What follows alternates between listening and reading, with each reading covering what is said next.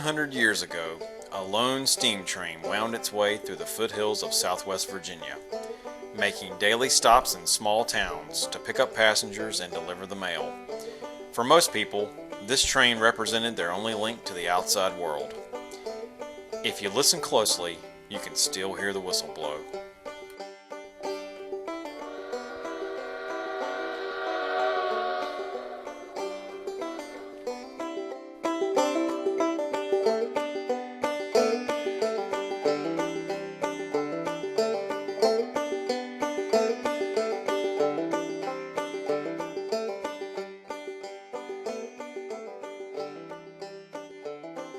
The Danville Western Railway began as the narrow-gauge Danville and New River Railroad in 1873.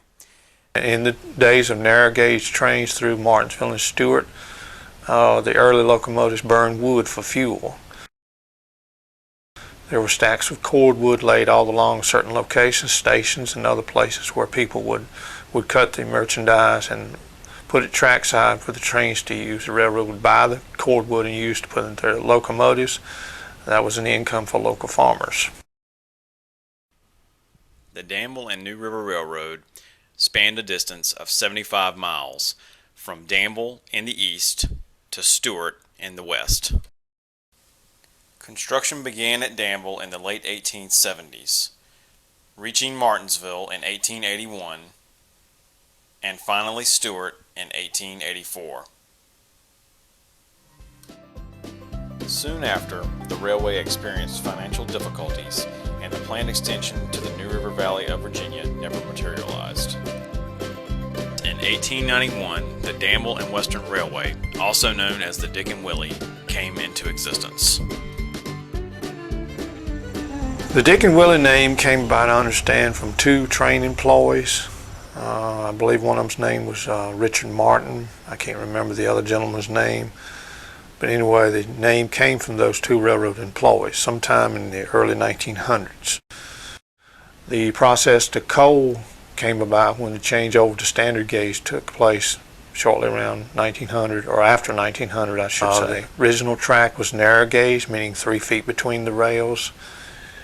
Around 1900 the process was begun to change from narrow gauge to standard gauge rail, meaning that there would be 4 foot 8 1/2 inches between the rails. If you look real close, you will see 3 rails in the picture beneath the locomotive. This was a standard gauge locomotive, and the picture was made when standard gauge service had been completed between Danville and Martinsville, but narrow gauge trains were still running from Martinsville westward to Stuart. They also had wooden cars to haul the baggage in, called combines. The cabooses were wooden cabooses, as were the early box cars and that kind of thing on the railroad. The locomotives that the Danville and Western Railroad had were pretty much used locomotives bought from other parties by the company. Engines 20, 21, 22, 23, and 24 were very similar in build. This is Danville and Western engine number 21. In the background you see a caboose. This particular picture was made in the yards at Danville.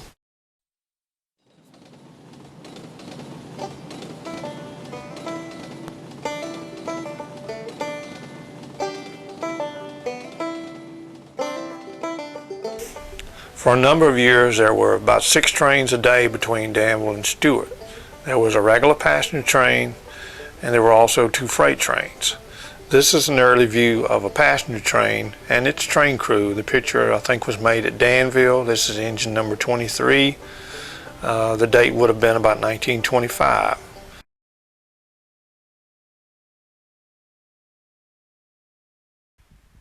The line also extended into North Carolina to serve the towns of Leakesville, Draper, and Spray, now known as Eden. The first station you would come to as you leave Danville would be the one in Draper, North Carolina. This particular building is still in existence today, although it's not in use. Now the track between the Spray area of Eden, just across the Smith River, on into downtown Leakesville, was removed about 10 years ago. This was the original depot at Leakesville. It was later moved across to the left side of the photograph and converted into a brick station, and was torn down about 3 or 4 years ago.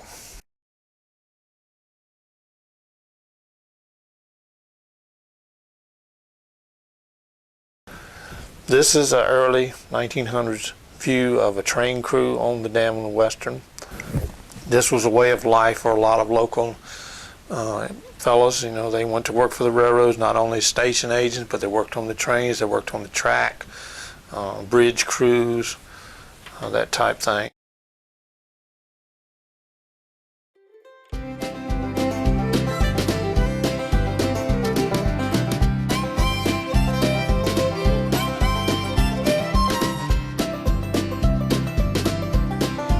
Depots were the main place for gathering. That's where people received their mail and other packages. That's where they ordered merchandise.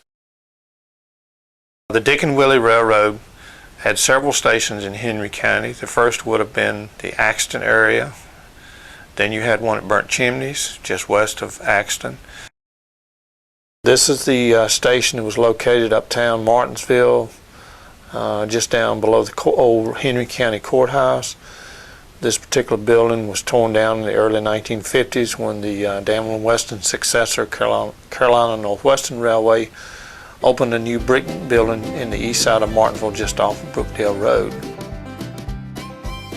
The only stations left on the Danville Western Railroad today in Henry County are the Axton Depot, the one at Fieldale near the Smith River, and the one at Preston.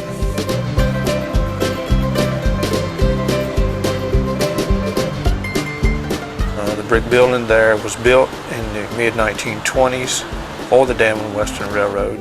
It's now disrepair. I understand some local party has made plans to hopefully rebuild the facility and convert it into some type of use. And excursion trains were often operated. People would gather to depots and ride to such places as Danville to the county fairs, or to Leakesville, which had a county fair, Martinsville.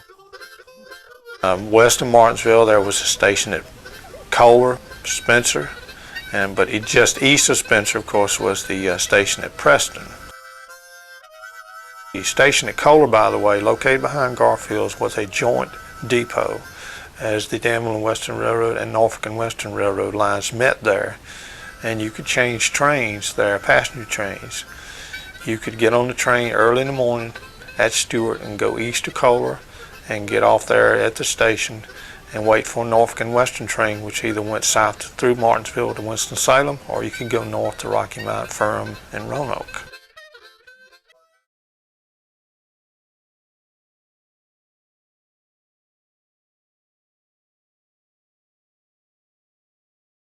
I'm standing in front of the Danville and Western Railroad Depot at Preston, Virginia. Station agent, the first one here was O.R. Gregory, followed by S.R. Hill, and two other men who served here were R.A. Harefield and Charlie Orr. To my right up on the hill is the old Hill's General Store. You notice the name on the road sign, Dick and Willie Avenue.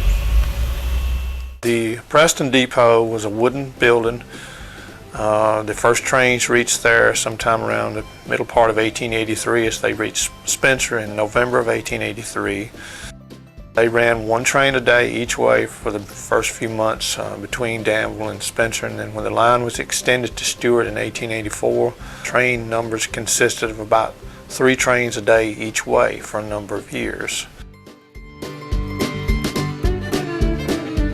To my right here, going up next to this end of the building, was a side track used by the Danville and Western Railroad here to load and unload freight, fertilizer, and other merchandise.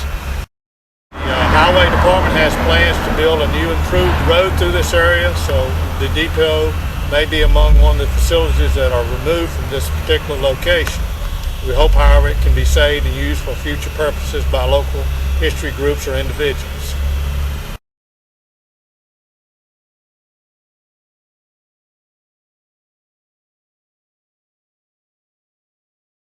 Now, Spencer had a very large station. The Danville and Western Railroad, when it was called Danville and New River Railroad, was completed to Martinsville in 1881, and it reached Spencer in November of 1883.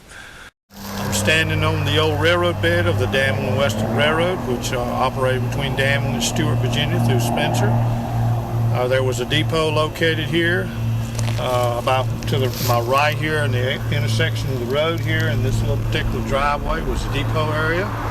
The building was here until the line was abandoned between Fieldale and Stewart in 1942. There was a side track here for loading and unloading freight at the depot, and nearby, just east of where we were standing, a private home, was the section foreman's house for the railroad. And you're now looking east at part of the old railroad bed. You're looking as though you would be traveling on the train from here to Fieldale. Swing to your left here and you'll cross the road, and looking west in the area where it's been mowed there in the distance beside the brick home is the old railroad bed as you proceed west towards Stewart.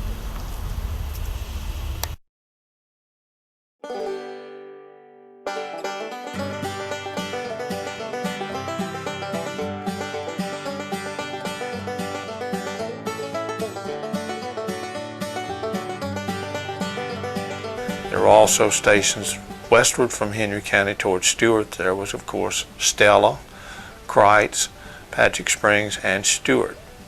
In Stewart, there is no depot remaining.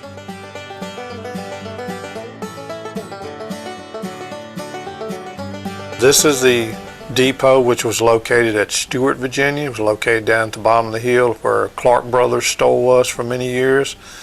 If you look to the left side of the photograph, you will see the steam locomotive. This picture shows the train ready to head east back to Martinsville and Danville. This particular photograph was made around 1900. A ticket price from Danville to Stewart at one time was in the neighborhood of just $2 or $3. If you rode from, say, Spencer to, say, Kreitz or Patrick Springs or Stewart, the cost was, 25, 50 cents. Not a very expensive ride, of course. Again, a lot of families would ride these trains to visit relatives.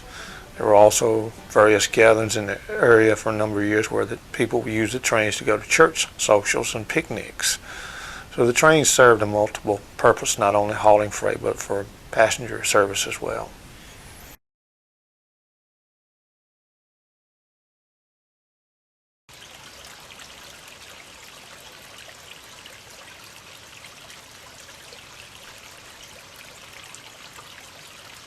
And for a number of years, people would ride the Dick and Willie train from the Stewart area and Kreitz area and Spencer area for that matter, and go to such places as Danville and Martinsville and Eden to work in factories. They might get on the train, say on a Sunday or Monday, and go to those places, and they would live in boarding houses and they would work there, and then they may come back home on the weekend trains, or they may wait for a few weeks before they return home. My father was one of the people who rode the train to Stewart from Martinsville area. He was originally from Mount Airy. His name was James Ralph Kirkman. He came to Martinsville area in the late 1930s and began work at the DuPont plant when they constructed it in 1940, 1941. And whenever he wanted to go back home to Mount Airy, he would ride the train from Martinsville area to Stewart. Between those 2 points, there were not that many cars back in those days, so I remember him talking about walking from Stewart to Mount Airy on several occasions. But usually somebody would come along and he would thumb a ride with them to Mount Airy. And there was also a bus service at one point between the Stewart and Floyd and Mount Airy and Hillsville area. I do not know the name of the bus company, but it kind of made a circle trip between those locations. And sometimes a bus would come along from Stewart going back to Mount Airy, and he would, of course, catch a ride on that.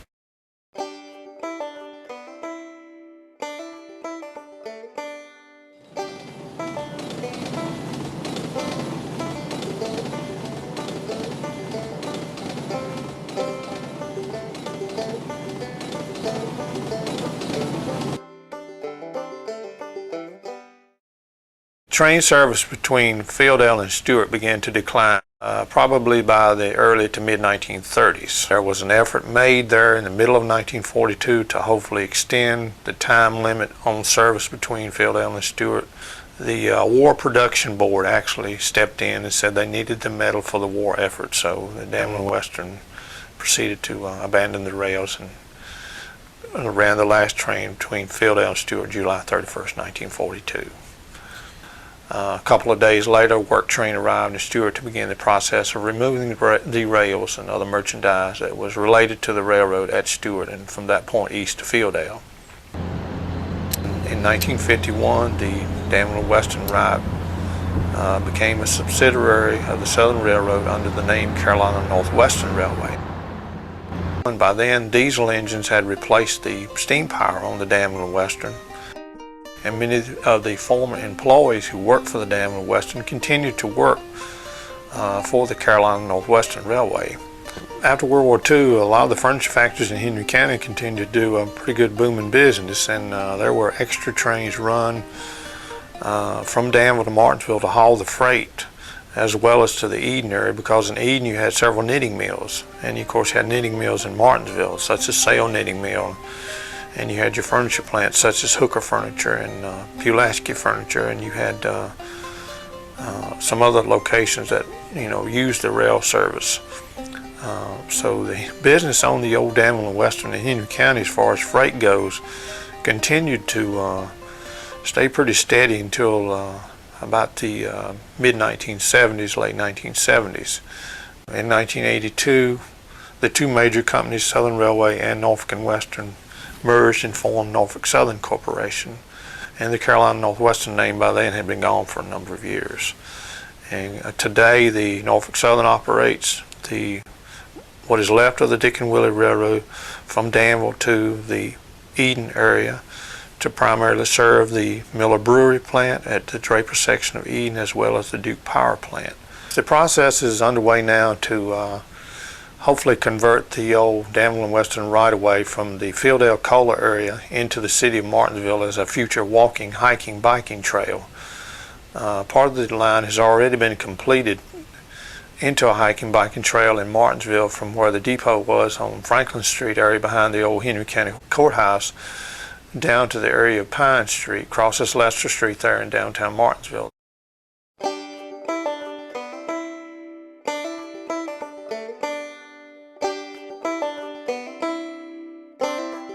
See, the Apache County area today has no railroad. Had the Dick and Willie Railroad survived the time period of World War II and shortly thereafter, I'm of the personal opinion that the railroad would have existed in Apache County for some time because of the development of the Patrick Springs area as well as industries in the Stewart area. It may have not been a daily freight train to that area, say, but I think the train would have still gone to that area for quite some time after that.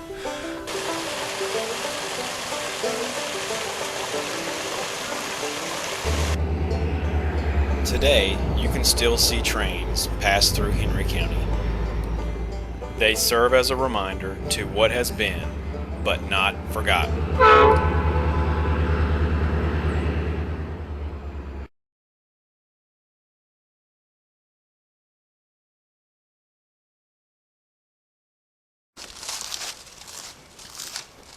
So I asked Kenney why preserving the history of the Danville and Western Railway is so important.